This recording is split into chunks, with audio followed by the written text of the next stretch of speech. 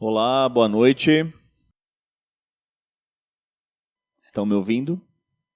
Muito bom, muito bom. Muito bem, gente. Então, esta noite vamos encerrar esta nossa série aí, que é Se Tudo Mudar e Se Nada Mudar.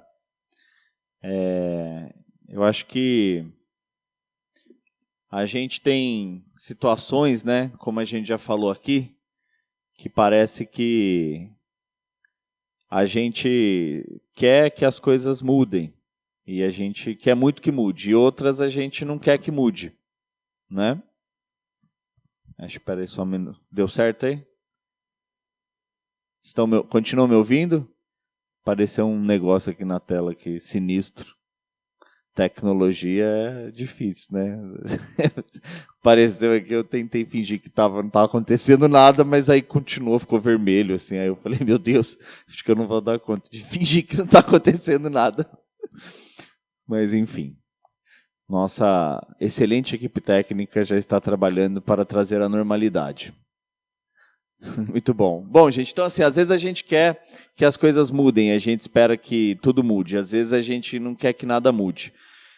Você já parou para pensar em algumas situações que se elas mudarem, né, se acontecerem, elas mudariam completamente sua vida? Eu penso que uma dessas situações, e talvez você já se deparou com ela, você já sonhou com ela, você talvez ainda sonhe com ela, é ganhar na Mega Sena, né?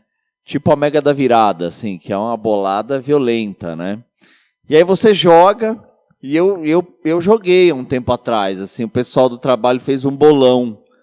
E sabe como é que é bolão de trabalho na Mega da Virada, né? Você precisa entrar. Porque e se os caras ganham e só você não entrou, meu? Imagina, no começo de janeiro, você ser o único que vai voltar para trabalhar. Não, aí não tem como, né? Chega uma hora assim, você tem uns 2, 3 que empolga de jogar de verdade, e os restos entra com medo de que se os caras ganhar, você vai ter que voltar a trabalhar, né? E aí você faz as contas lá. De repente, hoje você é uma pessoa que está pagando as contas do mês, ou nem isso, e de repente você está lá com 200, 300 milhões na conta, ou se for um bolão, até um pouco menos, mas que é muito, né? 20, 30 milhões, que mudaria tudo. E talvez você faça assim, né, crie grandes expectativas. Pensa só como seria o seu dia 1º de janeiro, seria completamente diferente, né? Quando a gente fez esse bolão, eu pensei, puxa, como será que vai ser o meu dia, assim, sabendo que eu virei um milionário, né? Mas a gente não ganhou nada, não fez nem, sei lá, nem 2, 3 se a gente acertou, né? Errou bem, errou com força. E aí não mudou nada, né?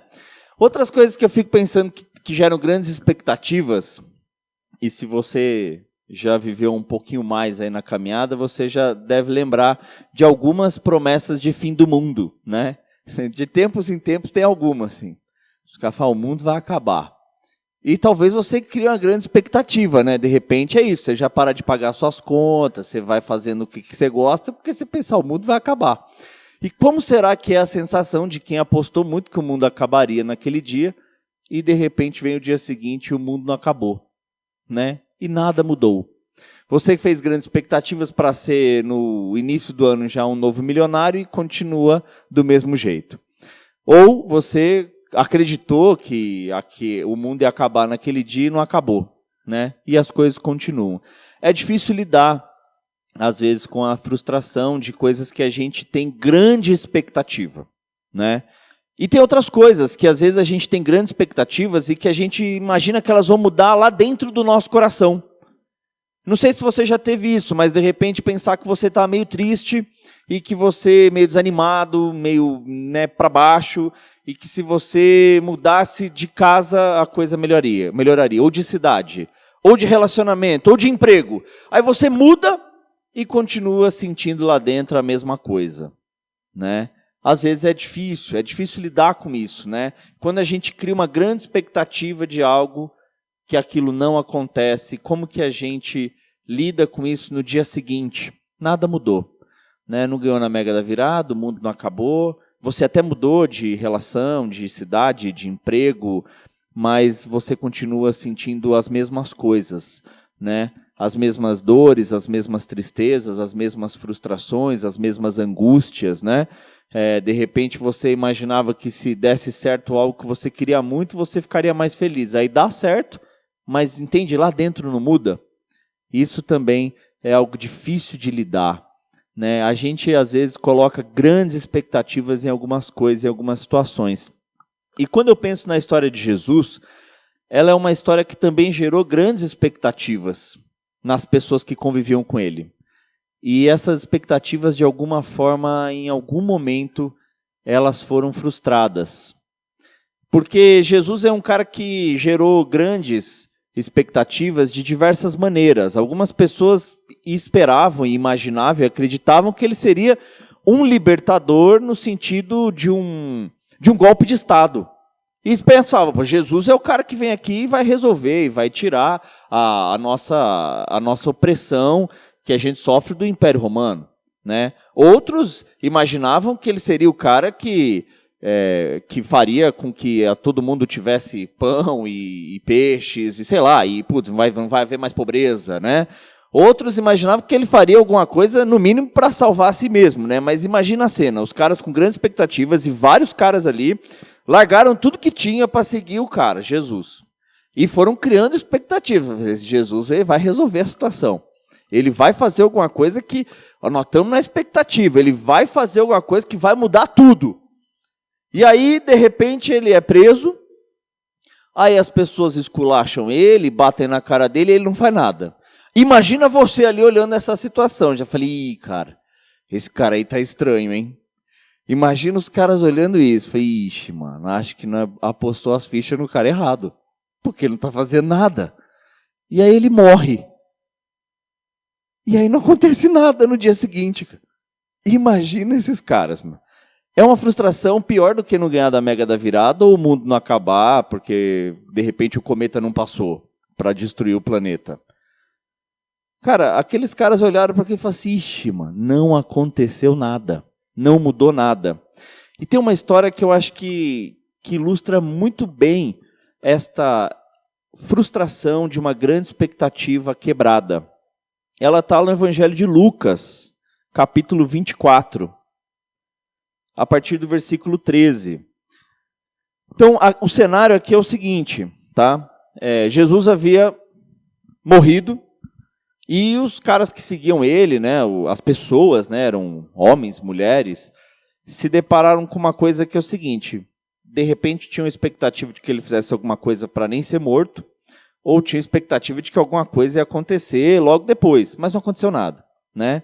Jesus vai, ele morre, aí ele é sepultado, e ali os caras estão diante de uma situação que não mudou nada, continua do mesmo jeito.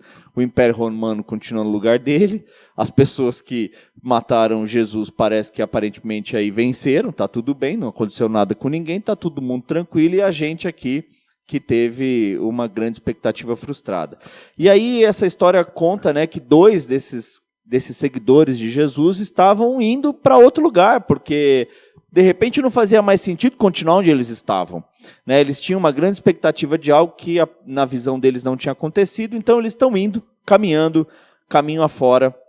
E essa é uma história muito divulgada e conhecida como, né, o caminho de Emaús, os discípulos no caminho de Emaús. É essa história aqui. Ó, vejam só que interessante. Então, o cenário é aquele onde aparentemente nada mudou. A partir do versículo 13, Lucas capítulo 24. Naquele mesmo dia, 2 deles estavam de caminho para uma aldeia chamada Emaús, distante de Jerusalém, cerca de 100 quilômetros. Iam conversando a respeito das coisas sucedidas. E aconteceu que, enquanto conversavam e discutiam, o próprio Jesus se aproximou e ia com eles. Os seus olhos, porém, estavam como impedidos de o reconhecer. Então lhes perguntou Jesus, o que é isso que preocupa vocês e que vocês estão falando à medida que caminham? E eles pararam entristecidos. Um, porém, chamado Cleopas, respondeu dizendo, você é o único que, tendo estado em Jerusalém, ignora as coisas que aconteceram nos últimos dias? Ele lhe respondeu, quais? E explicaram, o que aconteceu a Jesus, o Nazareno, que era varão profeta, poderoso em obras e palavras diante de Deus e de todo o povo. E como os principais sacerdotes e as nossas autoridades o entregaram para ser condenado à morte e crucificado. Ora, nós esperávamos que fosse ele quem havia de redimir a Israel. Mas, depois de tudo isto, já é o terceiro dia desde que essas coisas aconteceram. É verdade também que algumas mulheres das que estavam conosco nos surpreenderam indo lá no túmulo de madrugada e não acharam o corpo de Jesus, voltaram e disseram que tinham tido uma visão com anjos, que afirmaram que ele vive. De fato, alguns dos nossos foram ao sepulcro e verificaram a exatidão de que disseram as mulheres, mas não o viram. Então lhes disse Jesus: ó nécios e tardos de coração, para crer em tudo que os profetas disseram. Porventura, não convia que o Cristo padecesse e entrasse na glória? E começando por Moisés e discorrendo por todos os profetas, expunha-lhe a respeito do que constava nas Escrituras. Quando se aproximaram da aldeia para onde ia, ele fez menção de ir adiante, mas o constrangeram dizendo: fica conosco, porque é tarde, e o dia já declina. E entrou para ficar com eles. E aconteceu que, enquanto estavam à mesa, tomando ele o pão, abençoou e, tendo partido, os deu. Então se lhe abriram os olhos e reconheceram, mas ele desapareceu da presença deles. E disseram um ao outro: porventura não ardia o coração quando ele falava pelo caminho a respeito das Escrituras? E na mesma hora, levantando-se, voltaram para Jerusalém, onde acharam reunidos os outros 11 e os outros que estavam com ele, os quais diziam: o Senhor ressuscitou e já apareceu a Simão. Então os dois contaram o que lhes aconteceu no caminho e como fora por eles reconhecido no partir do pão. Olha só que situação legal, meu. Que história, né? Eles estavam indo tristes. E olha esse trecho. Ora, versículo 21, nós esperávamos que fosse ele quem havia de redimir a Israel, mas depois de tudo isto já é o terceiro dia de que essas coisas aconteceram. E até aquele momento, na visão deles, até onde eles podiam ver e compreender, nada havia mudado, nada havia acontecido. E aí Jesus vai caminhando com eles, eles não reconhecem Jesus. E no momento, né, no futuro ali breve, quando eles sentam e Jesus parte o pão e eles aí assim o reconhecem. Sabe, gente, aqui já havia assim muita coisa acontecido. Muita coisa já havia mudado, muita coisa estava mudando em toda a história da humanidade. Mas eles não podiam ver, não tinham ainda compreendido.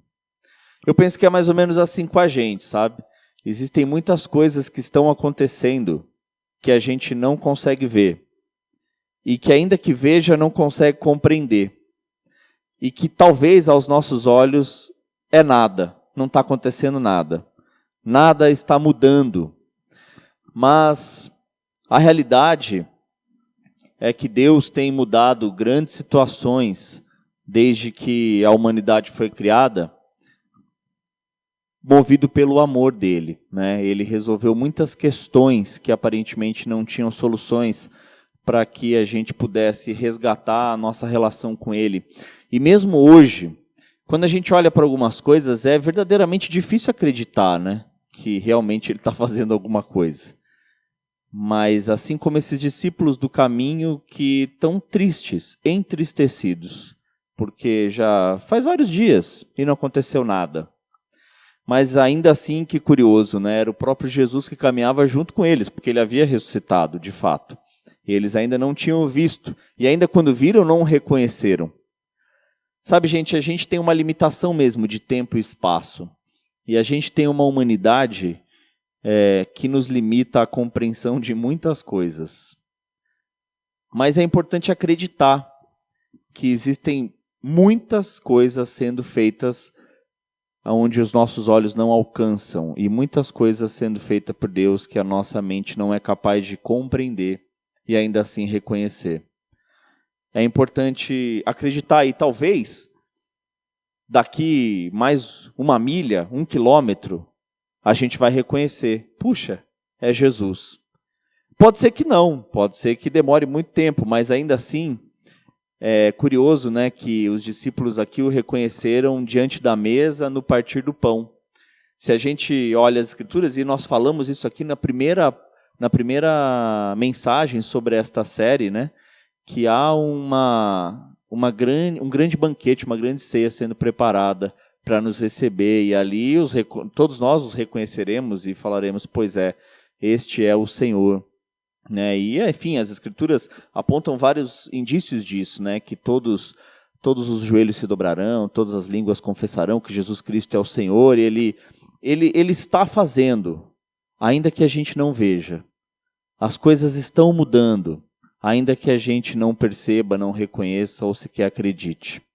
Talvez nós estamos num momento dessa caminhada de Emaús onde a gente está triste. E, de fato, se não vem a cura, se não vem a promoção, se não vem aquele dinheiro, se não vem a pessoa amada, se não vem o milagre, o que nos resta é sim tristeza, dor, incompreensão, revolta. Veja esses discípulos. Eles estavam entristecidos e desolados. Mas Jesus caminhava junto deles, ainda que eles não o reconhecessem. Eu não sei quais são as coisas que hoje fazem você olhar e pensar que nada mudou, que nada está mudando. Mas lembre-se que a caminhada continua.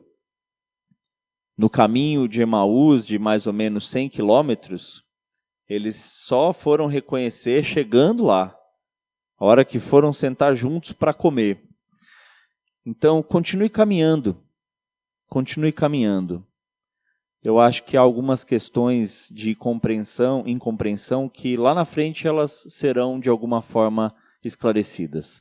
É importante acreditar que a mudança, a verdadeira mudança, a grande mudança, ela está acontecendo, sim. Feita pelo próprio Deus, né? Num campo que muitas vezes é invisível para nós. Feita num campo que muitas vezes é incompreensível para nós.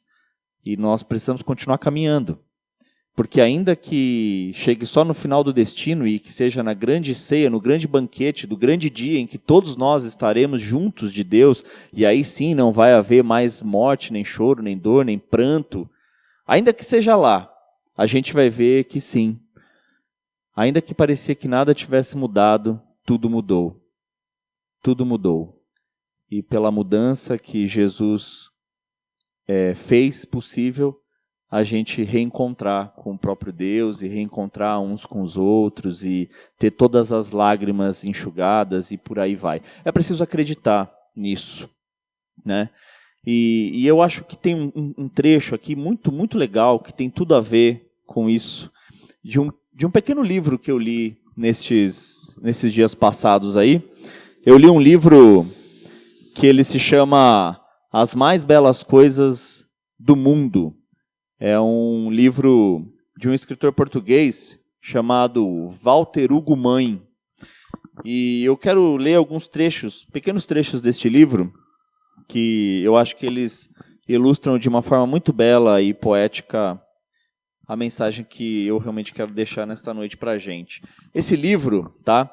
Ele tem um pano de fundo que é a relação desse autor na época que ele era criança com o avô dele, tá? E o quanto esse avô dele foi importante para ele ser uma pessoa mais curiosa, né? Mais a fim de buscar novos aprendizados, enfim. Então, tá, esse é o pano de fundo e é um livro muito interessante, muito poético. Olha que legal os trechos aqui que eu vou ler para a gente. Eu queria ser sagaz, ter perspicácia, estar sempre inspirado. O meu avô pedia que eu não me desiludisse. Quem se desilude, morre por dentro. Dizia, é urgente viver encantado. O encanto é a única cura possível para a inevitável tristeza. Havia, às vezes, um momento em que discutíamos a tristeza. Era fundamental sabermos que aconteceria e que implicaria em uma força maior. Um dia, explicou, eu passaria a ser capaz de colocar as minhas próprias questões, ofício mais difícil ainda do que procurar respostas. Sozinho, saberia inventar um mistério até para mim mesmo, como se eu fosse o lado de cá e o lado de lá das coisas, o lado de cá e o lado de lá do mundo, um cristal com emissão de luz para todos os sentidos, para todas as direções. Ponderávamos mistérios. O meu avô dizia que as evidências eram todas sustentadas por mistérios. Criava jogos para inventarmos perguntas só para ver se todas as perguntas teriam uma solução. As mais absurdas talvez estejam adiadas. Só o futuro lhe saberá responder. Inventar perguntas é aprender. Quem não aprende tende a não saber perguntar. Quem não aprende tende a não saber perguntar. Muita gente não tem sequer vontade de ouvir. Fica do tamanho de uma ervilha no que diz respeito às ideias. Convenci-me de que as mais belas coisas do mundo se punham enquanto profundos e urgentes mistérios. Eram grandemente invisíveis e funcionavam por sinais dúbios que nos poderiam enganar, tantas vezes devido à vergonha ou à dissimulação. O que sentem as pessoas é quase sempre mascarado. Deve ser como colocarem um pano sobre a beleza, para que não se suje, ou não se roube, para que não se gaste, ou não se canse. A beleza, compreendi, é substancialmente um atributo do pensamento, aquilo que inteligentemente aprendemos a pensar. A força do pensamento haverá de criar coisas incríveis, científicas, intuitivas, maravilhosas, profundas, necessárias, movedoras, salvadoras, deslumbrantes ou amigas. Pensar é como fazer. Quem só faz e não pensa, só faz uma parte. Para a beleza, é imperioso acreditar. Quem não acredita não está preparado para ser melhor do que já é. Até para ver a realidade é importante acreditar. A minha mãe me disse que eu virei um sonhador. Para mudar o mundo, sei bem, é preciso sonhar acordado. Apenas os que desistiram guardam o sonho para o tempo de dormir. À noite, deito igual a uma semente na almofada úmida do coração. Fico aninhado com a esperança de crescer esplendorosamente por dentro do amor. No verdadeiro amor, tudo é para sempre vivo. Eu sei que, como as pedras, existo pela sede. Quero sempre inventar a vida. Desse modo, tenho a certeza, numa ideia sem fim, eu posso dizer, dentro do abraço. Cara, que livro legal, mano. Até para ver a realidade é preciso acreditar. E para quem acredita é importante inventar coisas novas. Eu não sei em que momento você se encontra hoje. Talvez você esteja num momento de descrença. Talvez você perdeu a sua fé. Talvez você esteja num momento dessa caminhada, desse caminho de Emaús, onde você está triste. Onde você está, como esses dois discípulos, falando das coisas de uma perspectiva negativa, triste, sem esperança, dizendo, puxa, que droga. Talvez você perdeu ou tem perdido muito a sua fé. E eu não julgo, sabe? Porque os nossos dias são um convite à descrença, de fato. É difícil acreditar. Mas é a única forma de viver. Viver encantado é urgente. Porque senão não descobriremos novas perguntas e, consequentemente, novas respostas. E se você acredita, o desafio, então, é dê um novo passo, vá além, invente algo novo, dê um novo passo de fé, acredite ainda mais. Mas se você não acredita, é importante saber que precisa acreditar até para encarar a realidade. E se você está num momento de dificuldade de crer, o meu desejo, a minha oração é que você, ainda hoje ou nessa semana no máximo, se depare com algo incrivelmente incompreensível e belo. Que você vai olhar para aquilo e dizer, só me resta acreditar.